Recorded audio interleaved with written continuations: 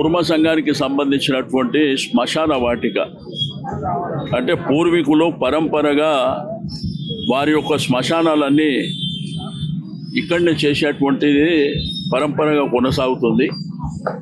అయితే మధ్యలో ఎవరో కబ్జా చేసుకున్నారని చెప్పి ఈ మధ్యకాలంలో ఇష్యూ ఇది మా గ్రేవ్ యార్డ్కు సంబంధించినటువంటి అంశం అని చెప్పి ఫైటింగ్ జరుగుతున్నటువంటి ధర్మిల నిన్న మొన్న కూడా ఈ 3-4 రోజులుగా నేను టీవీలలో కూడా చూసింది. రెండోది నేను ఆర్టీఓ గారిని అదేవిధంగా జిహెచ్ఎంసీ డీసీ గారిని టౌన్ ప్లానింగ్ వాళ్ళని కూడా అందరినీ పిలిపించిన. రికార్డు ప్రకారము అది శ్మశాన వాటికనే. అయితే వాళ్ళు కోర్టులో ఏదైతే స్టే తీసుకున్నారో అది చెల్లదు. అది వీలైనంత తొందరగా వెకేట్ చేసి అప్పటి వరకు జిహెచ్ఎంసీ వాళ్ళు సీజ్ చేసి వాళ్ళ కంట్రోల్లో పెట్టుకుంటారు. ఫర్దర్గా ఎట్టి పరిస్థితుల్లో ఇక్కడ కన్స్ట్రక్షన్ జరగదు. రెండోది వన్స్ కోర్టుల కేసు క్లియర్ అయినాక అయితే వాళ్ళు చూపించిన సర్వే నంబర్ అనేది అది ఇది కానే కాదు, అది ఎక్కడో కింద ఉంటుందంట. నాకు రెవెన్యూ వాళ్ళు చెప్పినటువంటిది ఆ రికార్డు ప్రకారం తీసుకుంది. బట్ వాళ్ళు ఆ సర్వే నంబర్ ప్రకారం స్టే తీసుకొని అది ఇదే అని చెప్పి వాళ్ళు క్లెయిమ్ చేసుకుంటారు. అది చెల్లదు కూడా. బట్ ఎట్టి పరిస్థితుల్లో ఈ రోజు నుంచి కన్స్ట్రక్షన్ అనేది ఇక్కడ జరగదు. ఇది అబ్సల్యూట్లీ ఆ కుర్మ సంఘానికి సంబంధించినటువంటి శ్మశాన వాటికనే. తప్పకుండా వన్స్ జిహెచ్ఎంసీ సీజ్ చేసుకుంది, ఆ తర్వాత రెవెన్యూ డిపార్ట్మెంట్ వాళ్ళు కేసు వీలైన తొందరగా క్లియర్ కాగానే ఆ శ్మశాన వాటిక కావాల్సినటువంటి ఏవైతే ఫెసిలిటీస్ కానీ అవసరాలు, కొంత వాటర్ అవసరం ఉంటుంది, కొంత కన్స్ట్రక్షన్, అవన్నీ కూడా నేనే కట్టిస్తా అని చెప్పిన ఎట్టి పరిస్థితుల్లో కూడా దాన్ని వదిలిపెట్టే సమస్య లేదు.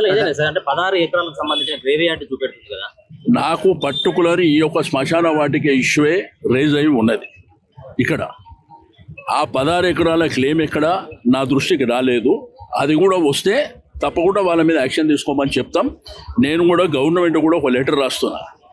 నాకేందంటే ఏదైనా కానీ సీరియస్గా తీసుకునేటప్పుడు దాని పర్టికులర్స్ కావాలి. ఆ పర్టికులర్స్ ఇప్పుడు ఇది కూడా గ్రేవ్ యార్డ్ది నా నోటీస్కే రాలే. వచ్చిన తర్వాత నేను వెంటనే రెస్పాండ్ కావడము, ఇక్కడికి విజిట్కి వస్తా అని చెప్పడము. రెండోది ఏంటంటే అది ఈ కుర్మ సంఘానికి సంబంధించినటువంటి శ్మశాన వాటికనే 100% తప్పకుండా దాన్ని వాళ్ళకి హ్యాండ్ ఓవర్ చేస్తాం.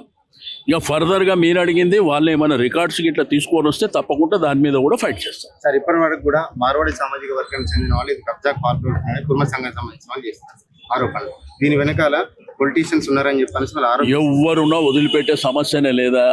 ఎవరైనా కానీ ఇప్పుడు మనుషులకు బొందల గడ్డలు గ్రేవ్ యార్డ్లే దొరుకుతలేవు. ఉన్న గ్రేవ్ యార్డ్లు బొందల గడ్డలు ఇష్టం ఉన్నట్టు ఎవడు పడతాడు కబ్జాలు చేసుకొని ఎవడు పడతాడు చేసుకుంటామంటే ఎవరిని వదిలిపెట్టడం. దాని వెనుక ఎవడున్నా నేను క్లియర్గా చెప్తున్నా మీ టీవీ ముంగట్నే, దీన్ని ఈ రోజు నుంచి సీజ్ చేయడమే కాకుండా దీన్ని ఎట్టి పరిస్థితుల కన్స్ట్రక్షన్కు అలౌ చేయమని చెప్తున్నాం. ఒకటి. రెండోది రెవెన్యూ డిపార్ట్మెంట్ వాళ్ళు వెంటనే కేసు క్లియర్ చేసిన తర్వాత కుర్మ సంఘానికి హ్యాండ్ ఓవర్ చేస్తాం. దాన్ని ఫెసిలిటీస్ అన్ని క్రియేట్ చేసి హ్యాండ్ ఓవర్ చేస్తాం. ఈ సంఘానికి సంబంధించిన వాళ్ళు అక్రమ కేసులు బనాయించారు, అవి తీసేయమని చెప్పిన మాట్లాడిన ఎస్ఐలు వాళ్ళతో మాట్లాడిన సిఐ గారితో కూడా మాట్లాడి అవి తెప్పించేస్తాం.